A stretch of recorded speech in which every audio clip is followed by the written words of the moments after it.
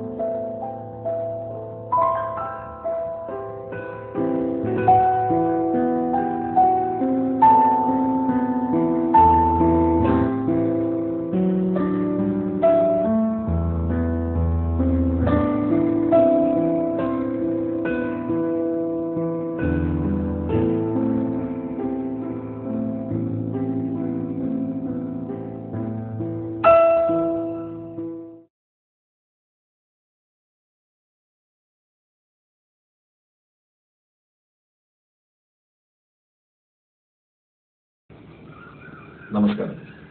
Amigos എന്ന ക്ലബിലെ ചെറുപ്പക്കാരുടെ സൗഹൃദ കൂട്ടായ്മയിൽ പിറന്ന ആദ്യ ഹ്രസ്വ ചിത്രമാണ് ബാലപാഠം.